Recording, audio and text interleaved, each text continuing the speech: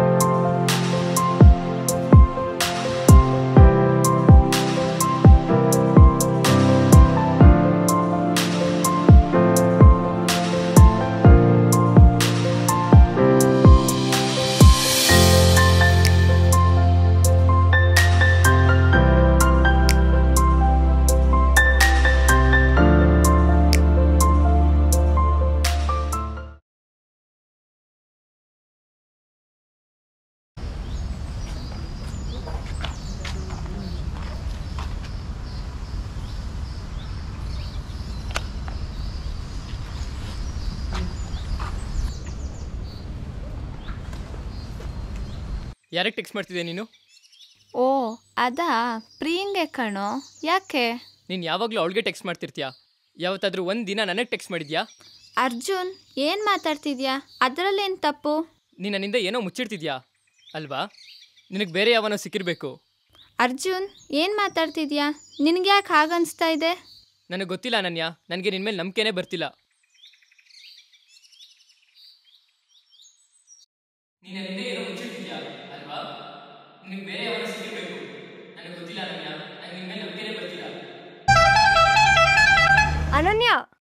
ಅನನ್ಯ, ನಿಂಗೆ ಹುಚ್ಚಿಡ್ತಿದ್ಯಾ? ನೀನೇನು ಮಾಡ್ತಿದ್ಯಾ ಅಂತ ಗೊತ್ತಾ ನಿನಗೆ? ನನಗೆ ಗೊತ್ತು. ನನ್ನ ಜೀವನದಲ್ಲಿ ನಡೆದಿರೋ ಕೆಟ್ಟ ನೆನಪುಗಳ ಜೊತೆ ಬದುಕೋದಕ್ಕೆ ನಂಗೆ ಸಾಧ್ಯ ಇಲ್ಲ. ಆದರೆ ಸಾವು ಒಂದೇ ಪರಿಹಾರ ಅಲ್ಲ ಅಲ್ವಾ? ನೀನು ನಿನ್ನ ಫ್ಯೂಚರ್ ಮೇಲೆ ಫೋಕಸ್ ಮಾಡು. ಹೌದು, ಸ್ವಾತಿ ಹೇಳ್ತಾ ಇರೋದು ಸರಿಯಾಗೇ ಇದೆ. ನನ್ನ ಸಮಸ್ಯೆಗಳಿಗೆ ಸಾವೇ ಪರಿಹಾರ ಅಲ್ಲ. ನಾನು ನನ್ನ ಫ್ಯೂಚರ್ ಮೇಲೆ ಫೋಕಸ್ ಮಾಡಬೇಕು. ನನ್ನ ಫ್ಯೂಚರ್ ನನ್ನ ಕೈಯಲ್ಲೇ ಇದೆ. ನಾನು ಬದುಕಬೇಕು, ಬದುಕಿ ಸಾಧಿಸ್ಬೇಕು. ನೀನಿಲ್ಲಿದ್ಯಾ?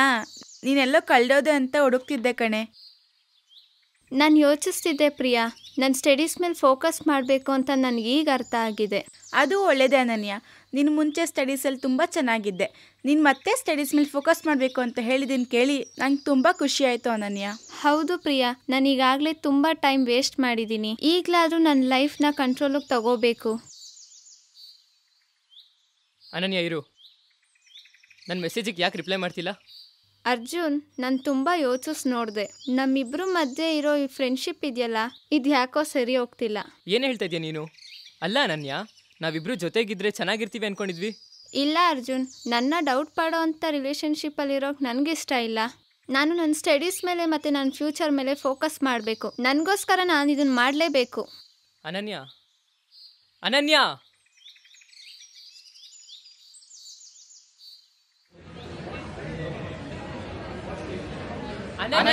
ಯೂನಿವರ್ಸಿಟಿಗೆ ನೀನೇ ಫಸ್ಟ್ ಬಂದಿದ್ಯಾ?